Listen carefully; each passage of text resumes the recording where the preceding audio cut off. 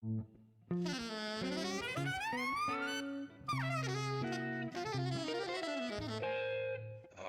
Jazz.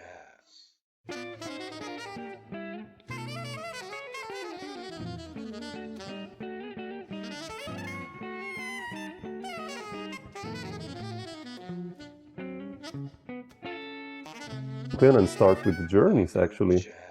Sure. I kind of didn't, I have you on all the Lehman stuff and your stuff and so much other work, but I was quite surprised to hear this very mellow solo vibraphone meditations happening, and it's so beautiful. You just put it on and you listen to it. It's, I mean, the vibes already per se, it's like this magical instrument, but like, how did you decide to do this one? I mean, and it's volume 1, so I guess hopefully more to follow. Yeah, there's more where that came from. It kind of happened to me. It's like how I think of it. I kind of goes back a ways to over the past maybe 10 years. I've been playing like this on my own and mostly privately. And I don't know. It was more like I first started by playing like just as a practice thing or an exercise, and then it grew, and I knew I wanted to do something with it, but I wasn't sure what. And then actually, and I also was doing some research. In a way, I created a podcast that has yet to come out, but in 2017, I actually interviewed some people and commissioned them to make their own solo pieces. Really? So it was something I was really like studying up on. Like jazz musicians, or? Yeah, I had like Anna Weber and Satoshi Takeishi, Wow. Fabian Almazan, and Ike Stern. Oh, wow. Amazing. They all created their own solo pieces. And we did like we had them play them all I had a residency at the Stone in New York, 2017. And so they all played those pieces. And I did one too. And so that's kind of like, clearly I was really thinking about that. And I actually just recently came across a journal that I had written, where do I want to be in the next 4 years? So like somewhere between 2020 and 2022. And I don't think I finished writing what I wanted to do, but all I wrote down was record solo music. That was the only thing. So, and then it turns out that's really all that I have done. Or not all, but it's a lot of what I've done. Yeah. And somewhere in there, this thing happened in 2018. My father got very sick and he actually passed away. And in the last month of his life, I played for him a lot, and I recorded that music and gave him the recordings, and it was about 5 hours of music. And so that was sort of the beginning of it for me, playing like this and for real, and so that album came out in 2020 called Peace. It's a 5-disc. Yeah, I saw that. Yeah. So that was a big part of what pushed me into kind of doing this, and then it became clear that it was like something very meaningful for me, and that I tapped into something. So I kept going with it, and some people encouraged me to play live. And did you do it live already, solo? Yeah, I've done a bunch of live solo playing in the past, especially this year. I've done about 15 concerts Oh, wow. in the Okay. US. That's a lot. Okay. Yeah. Yeah, and I do it on Zoom too. I actually do it every 2 weeks. I do a session on Zoom that's like kind of oriented around like being like a meditative music session. Tuesday, second and fourth Tuesday of each month. At Log noon in, people. yeah, get in touch, and we'll add you to you can join. It's through Zoom, and right here actually. But yeah, so, but I was gonna say a lot of how Journeys was created was through a lot of the pandemic, and actually before the pandemic, I started recording at home and sharing it with my email list, and then I created like a Bandcamp series.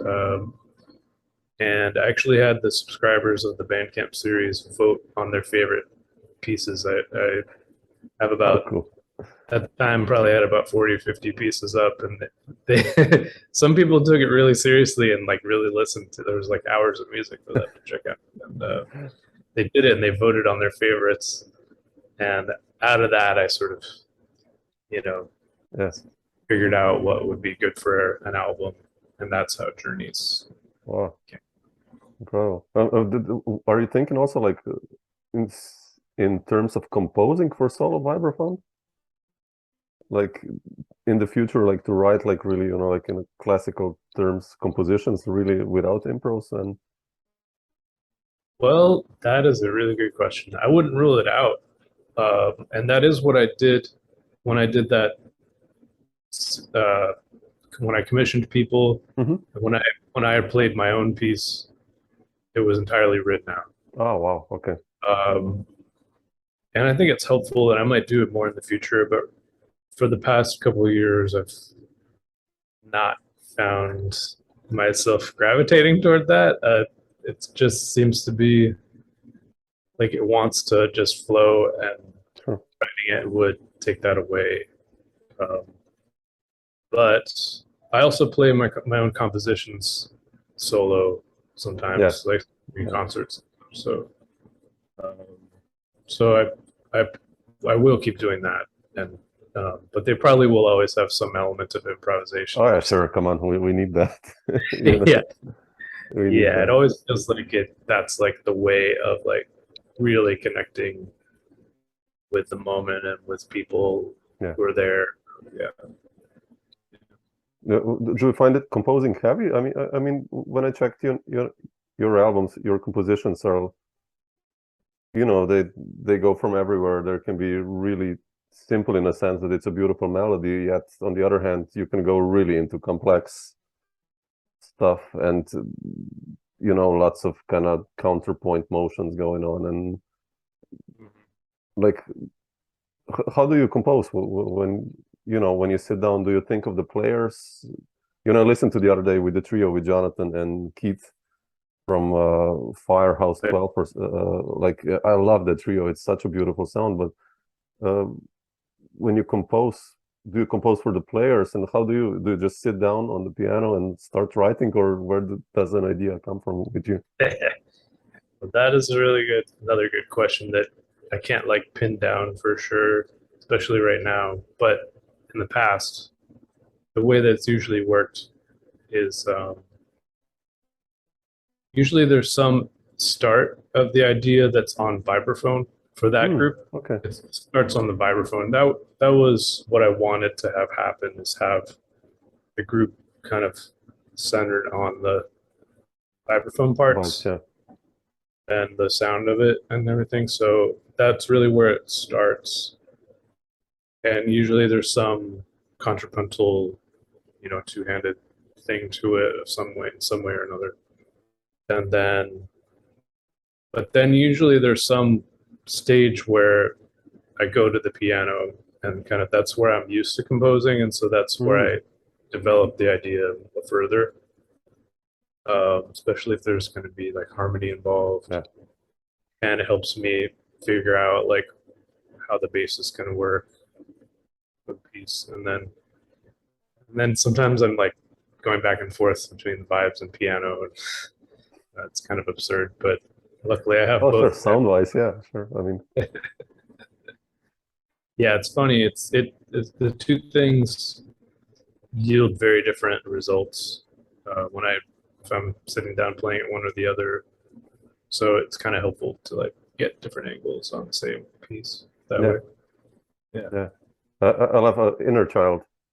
This is such a, and those tunes with Linda, that trio album, that's so beautiful what you wrote.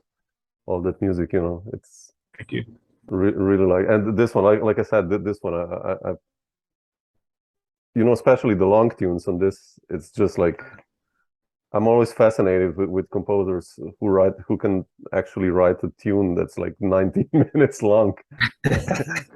And it's happening, you know, that it's developing. It's just like, you know, like Michael Formanek has that Colossus, and it's like, or his quartets, and you go like into the 21st minute, and then like a G section enters that you haven't heard before. Like, what? Right. With you also Yeah. have that sometimes, like that it's really is like a movie soundtrack. Sometimes it goes into how do you do that? Like let's say a long tune. What's your path or plan when you do that? Yeah, so for that, especially that record, that suite of music, it was a different process. It was more like I had and this came from like kind of studies with Terrence Blanchard, Mm. who was a film score, you know, he's a film Yeah, composer. sure. So that he had a big influence on me, and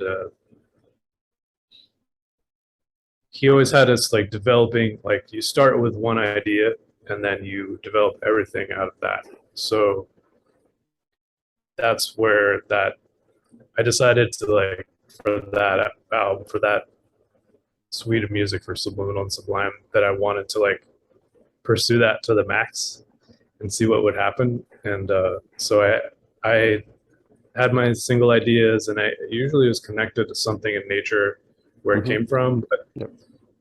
and I'd be thinking about, you know, for one of them, it was like an experience that I had at a place. So I went to this place, the Pinnacles National Monument, and so I took all these photos of the place. It's in California. It's all these like ancient volcanoes that have kind of like devolved and deformed. And I went on a hike through there and took all these photos and videos. And right when I left the place, I sang into like a recorder, like the first melody theme that comes up. That's the first thing that like the saxophone plays in that piece. And then I had that, and so then I just tried to keep that experience in mind and sort of like the place in mind, and like how the place was formed in mind, and just like was just like writing every possible permutation from that melody, and like kind of just like whatever would unfold out of it. Yeah. And I think for like months I was doing that. Not only that, I was doing other things, but like sure, what I know, yeah. You know, driving around, singing parts, and like playing different, you know, exploring different harmonic progressions that came out of it, and so I had all this stuff like written out on all these pieces of paper that I kept like in a folder, you know, and like that eventually was like, okay, I don't know what, I think it was probably just like, I gotta finish this piece, time to like assemble it, and then I just started like piecing it together in a way that would make sense. So it didn't just like flow out of one, and it was many iterations of, and many kind of stages of mining that material, and then paste kind of gluing it together later on, how it would come about. And that was a really interesting process that I haven't really done since.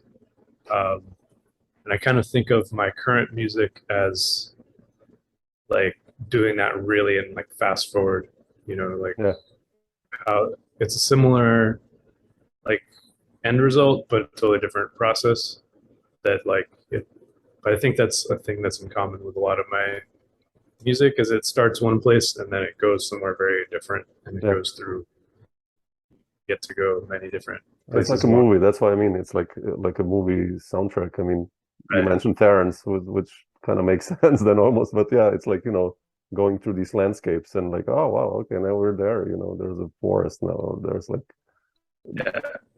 it's cool. I like that. It's not like this, head solos and head. I mean, I think.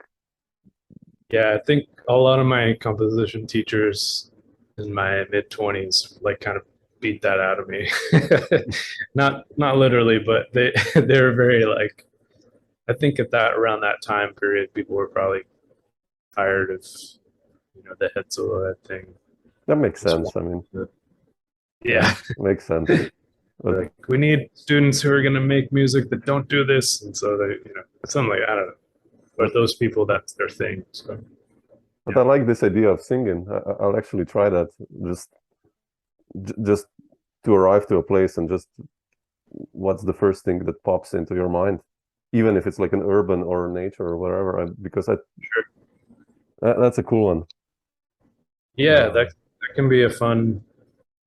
You might come up with something totally different than you might expect. I remember I had one, just to give kind of a funny example. I had this I had this assignment when I was studying with Terrence to I had to come up with a piece. I can't remember exactly what the details, but I had to write a whole tune like in one night, pretty much. And I was hanging out with this girl, and I was like driving her home, and I was like, what am I gonna do for this song? And like, I was like, dang it, I don't know what's gonna happen. And then like, sort of absentmindedly, I started like whistling some melody. I was like, and then after I whistled it, was like, dang it, I don't know what I'm gonna come up with. and then I like sort of somehow remembered what happened. It's like, wait, that was it. So the melody kind of, I realized, sort of like came out of that night of like hanging out with that girl. Whether or not it was a date is still unclear. But anyways, it was. It remains unclear. It helped with the melody. Come on. Yeah. No, I like that. Oh yeah, come on, calm down, man. Good. He was meowing all the time now, like yeah. But you mentioned, he's attention seeker, so it's like my attention is here, so he's just like, yeah, come on, I'm here. But you mentioned Terrence as your teacher, and I also read you studied on Wesleyan with Anthony Braxton, and cooperated later with him also, and yeah. What was that experience like with Anthony and these lessons or classes, or like, I'm such a huge fan. I mean, everyone is, I guess so, but what was that experience like with Anthony? Totally. Well, I didn't ever study like privately with him, but I took a bunch of his classes, and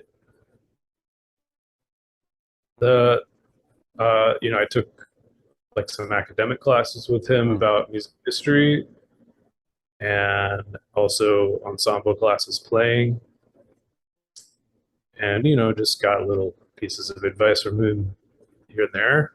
That's kind of the type of professor he was.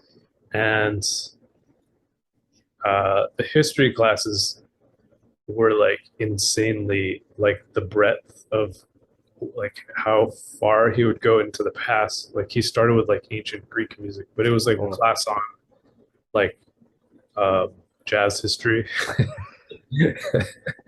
So he took everything and synthesized, and he had this whole system of his own, as he does. He has many systems of his own, and but for understanding like music history also. And so that had a huge impact, just like thinking about music on those terms, like that big, like not to limit yourself. Yeah. One smaller. I think that had a really big impact just on how I tend to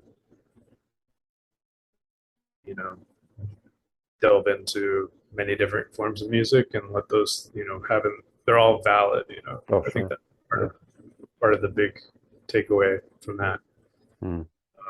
That you might in a different school not get that kind of message. Oh yeah, sure. Yeah, and then for his classes, it was always, I mean, he had a huge influence, not only just like directly by playing his music in the classes, which we did, which was always really hard. And then Yeah, like, I can imagine. Yeah, you did like his compositions and like, yeah, oof, we'd play a okay. bunch of his compositions, Yeah. and I'd be trying to play it on xylophone or whatever was around. And then some people were, you know, there were varying levels of seriousness that were there, but Anthony was always like working with it, you know, like, and yeah, it just was like a big like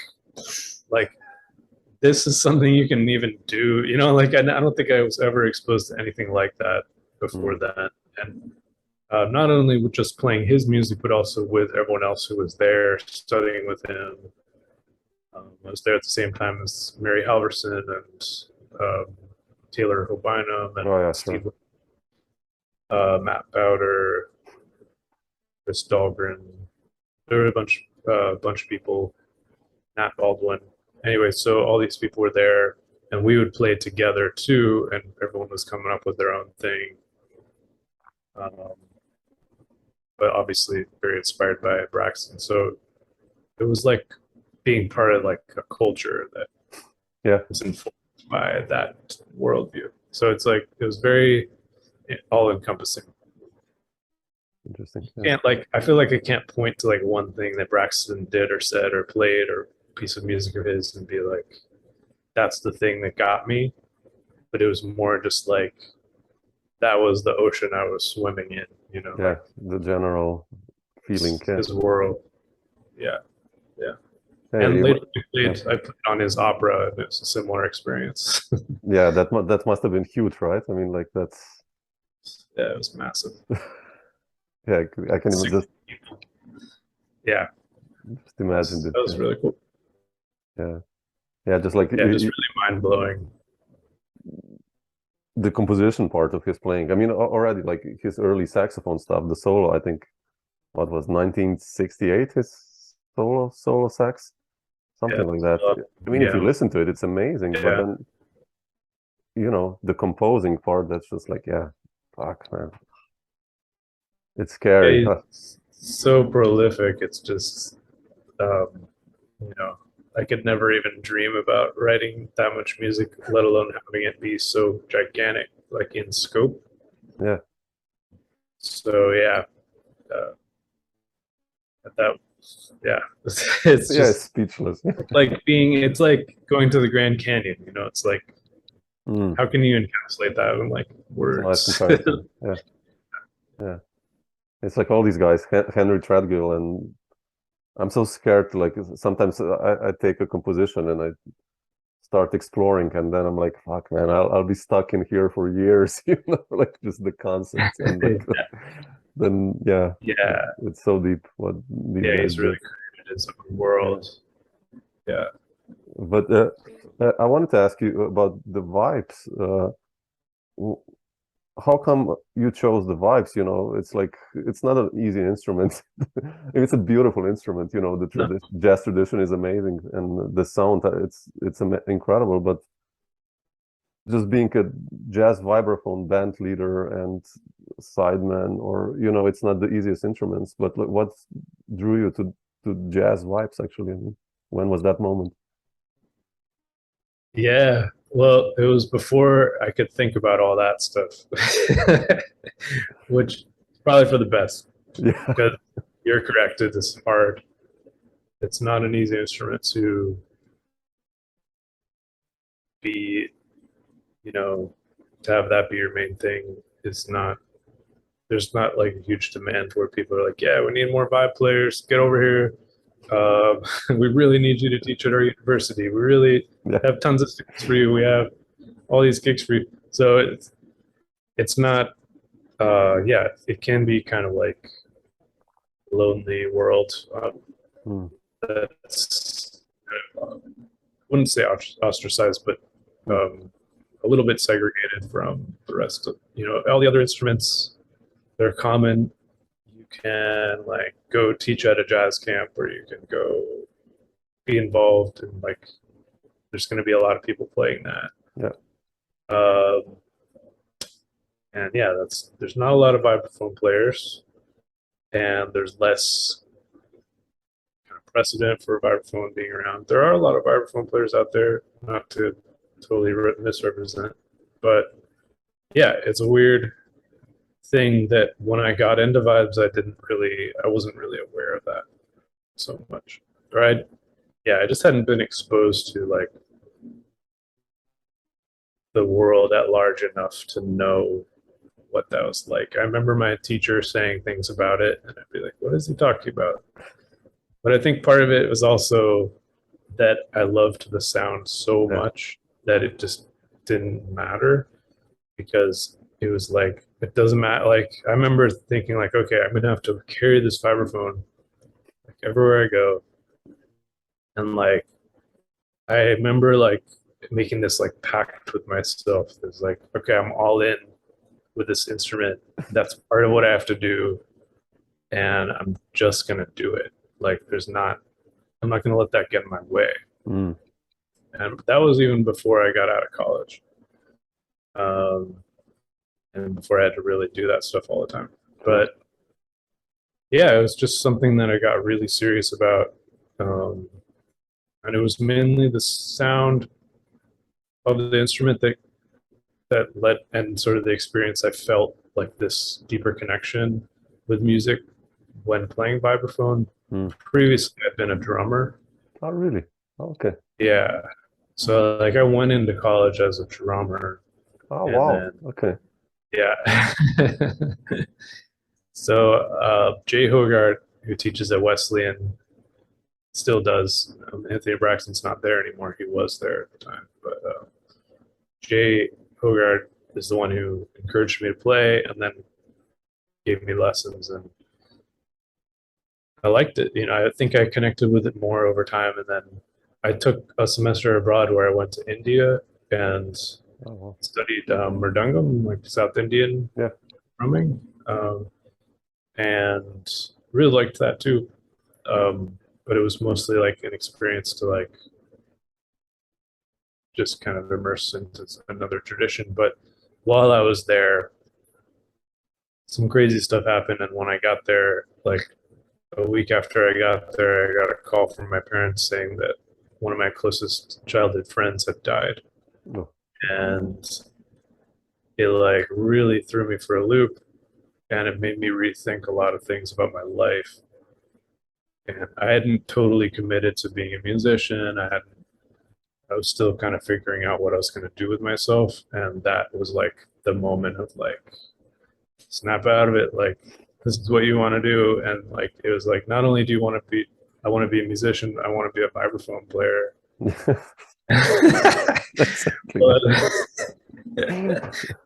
it was like it was like, boom. It was like, suddenly became clear, like over the course of that summer, like, this is what I want to do. Like, why am I not doing it?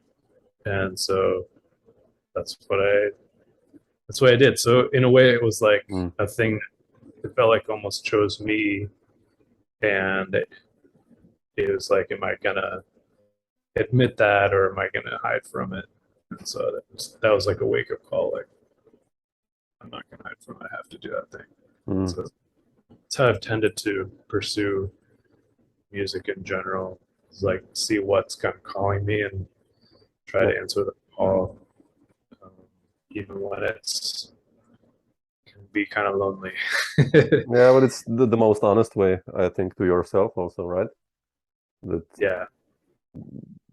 you're not doing it, that you wouldn't be like, okay, I'll be now I don't know, that's a guitar player, another, like, and whatever. Right. But yeah, it's a nice thing, I think, what you did. So, But there's a place for people they just love playing guitar, like, and they love playing the music of Earth, Wind, and Fire or something. Sure. Like, there's nothing wrong with that. But just for me, that's what's tended to be the thing that called to me and is the most meaningful. Yeah. For me, is to kind of go out into these weird unknown things with the vibes and It's beautiful. see what they can do. It's beautiful. I know what you mean. I mean, I needed such a long time also for people to realize, that some people really enjoy playing standards still, right? Like many students of mine, I was like, no, man, try to explore this 7 groove and, try to, I don't know, stretch this, play 5/0 or whatever. And no, I want to play this. I was like, I needed a long time to realize that you can do these things, and be true to yourself, play the instruments, play what you want to play. If you like that, and yeah, I guess you need time to realize some things like what you were saying now, so that believe in what you're doing. And totally. Yeah, and there's a lot of there's like a lot of messaging in the world that's like kind of can go against what you feel is right for you. Oh, absolutely. Absolutely. But I wanted to still, if I stay a little bit with your studies, I've read that you played then with Wayne and Herbie, and that you toured like for a really long time. I didn't really, but I wanted to ask you, like, what was that, and how was that like, and how did this happen, and what was this experience like for you? Totally, yeah. So I was in a program called the Thelonious Monk Institute, which is now called the Herbie Hancock Institute. And Herbie and Wayne are on the board of the institute, and they still run like a grad program that's 2 years, and they select like a band. They audition people and they select a band. So I did it from 2005 to 2007. It was in Los Angeles at the time. I think it's still there, but it's in a different college. And that's where I studied with Terrence. Terrence was the artistic director.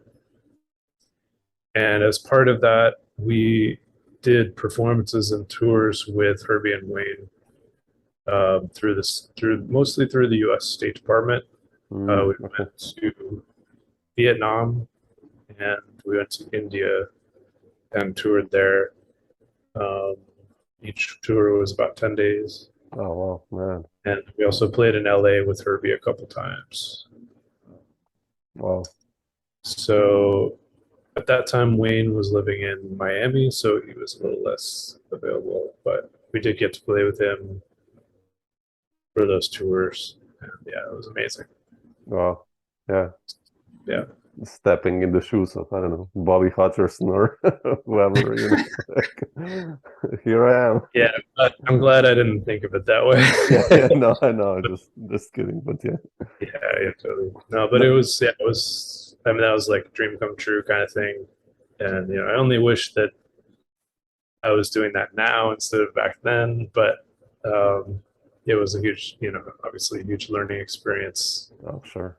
And 25 and you're playing with Herbie and Wayne, man. That's like, yeah. Yeah. I think it was the right choice to choose the vibes, I guess, you did. So, but yeah. But yeah, but I wanted to ask you, speaking of touring, I checked the gigs you're gonna do, and you're gonna have some awesome gigs with Steve Lehman and Orchestre Nationale de Jazz in October.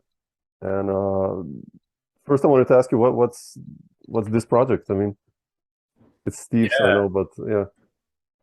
Yeah, it's a collaboration between Steve and Orchestre Nationale de Jazz and the artistic director Frederick Morin. And he wrote some of the music, and Steve wrote some of the music, and it's called Ex Machina.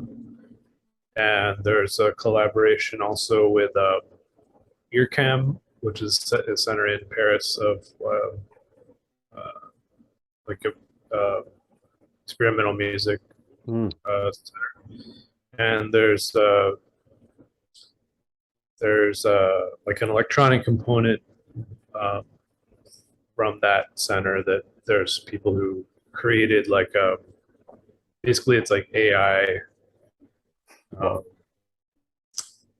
AI. It's like an AI computer, musician who we like dialogue with. So Oh shit! Wow, man, sci-fi. yeah, it's pretty wild. So there's like certain parameters. It's not like a genius, but it's interesting. And so throughout the course of the piece, there or the suite, there are various times where people do like duets with the computer. And so I have one. There's one the flute player plays, and like different wind players play trumpet. Yeah, it's pretty cool, and the music's really wild, as you might imagine, very like microtonal, and uses the or not really microtonal, but spectral harmony that Steve uses a lot. Yeah, but it's kind of like the Steve Lehman octet, but bigger, Wow, man, this is gonna. Are you guys gonna record also, or?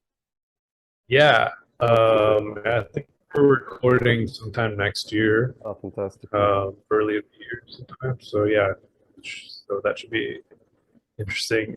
It's a massive project. It's and we played it a couple times already in Paris at the beginning of this year. Oh, wow. That was where we premiered it, and then we spent like a week just rehearsing full time, like 9 to 5 full-time job rehearsing this music. So it took a lot to come together, but yeah, it's really cool music and fun project to be a part of. So they're coming to the US. We're doing like 4 dates. Oh, fantastic. Here on in the US and Montreal, Canada. Yeah. Open Europe, you'll perform with next year. That'll be fun to see you. Yeah, I think we'll be over there, and hopefully we'll make it to.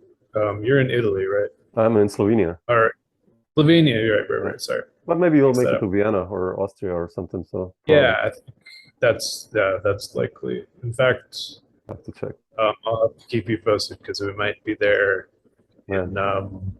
Might be there in January or February. Oh. What is it? Porgy and Bess? Porgy and Bess? Yeah. Might be there. I'm not sure yet.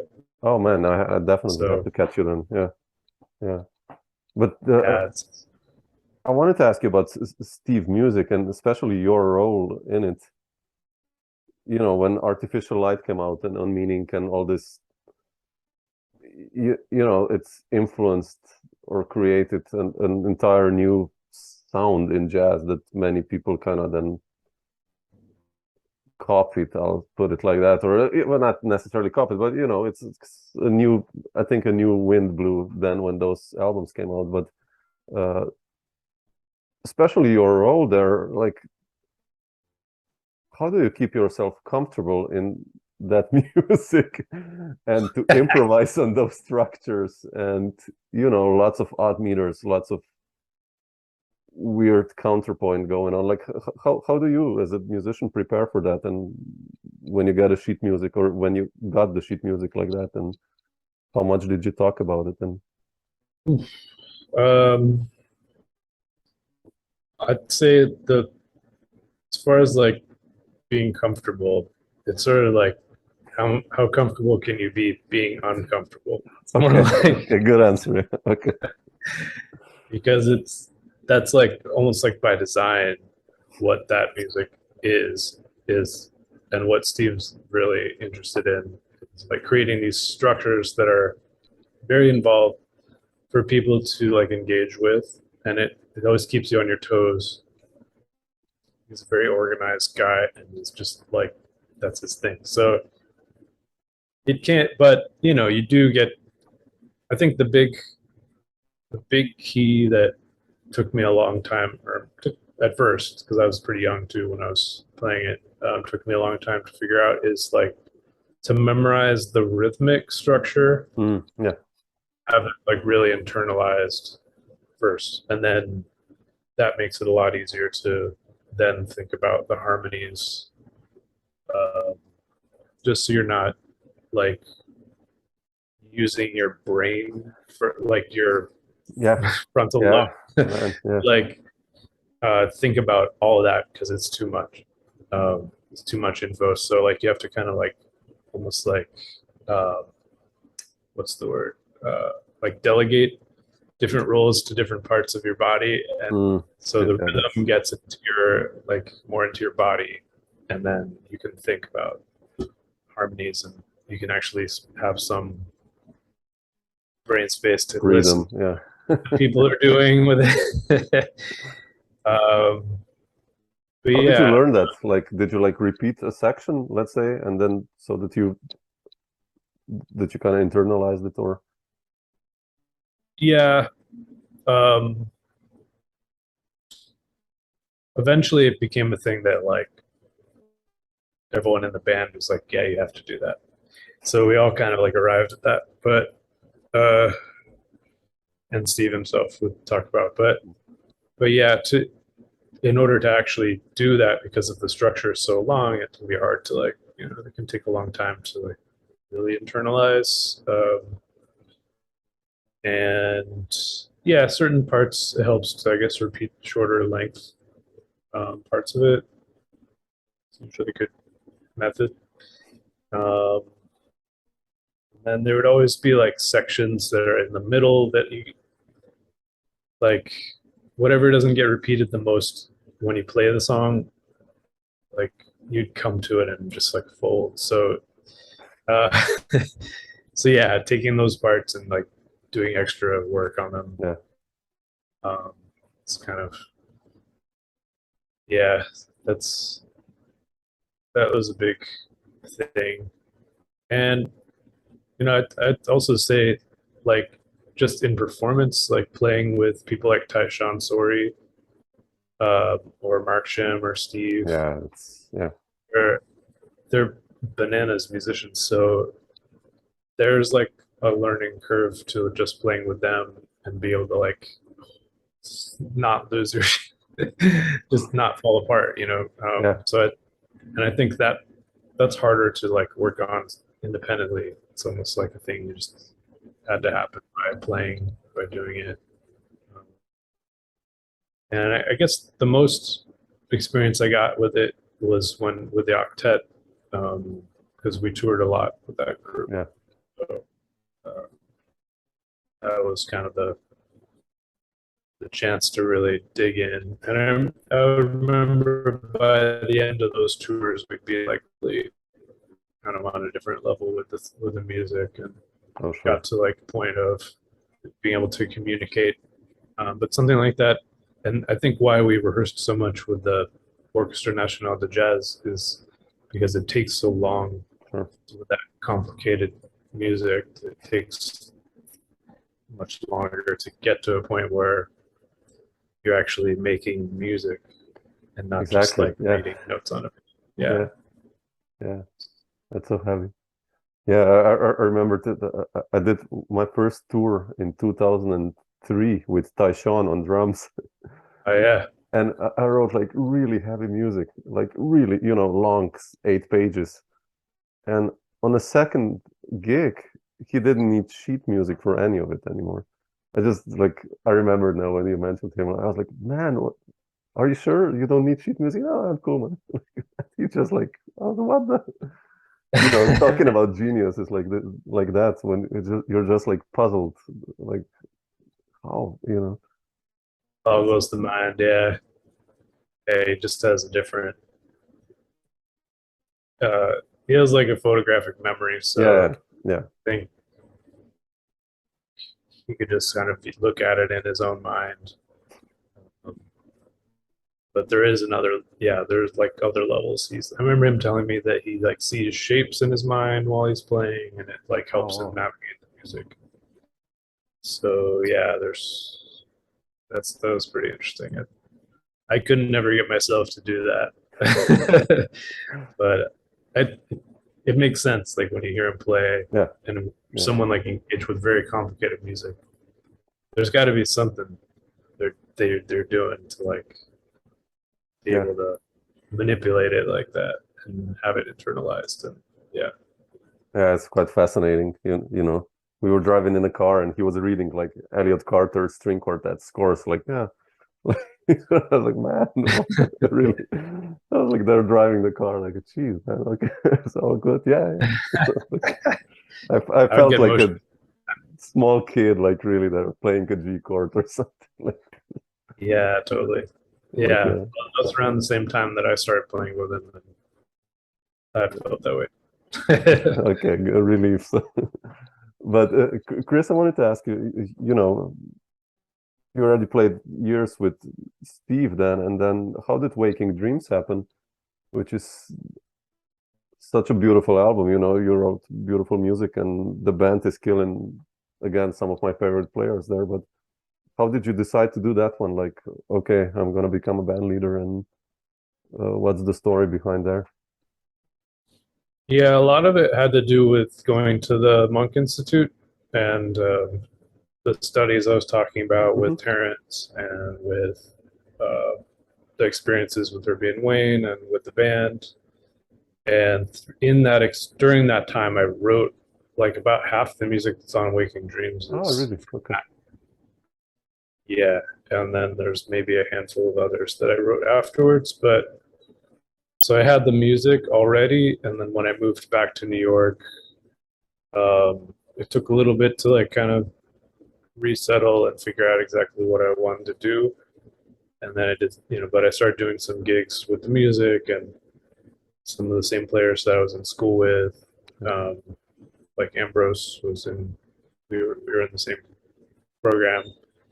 And I had met Loren Stillman, a while back before that. But tried playing with him and really liked doing that.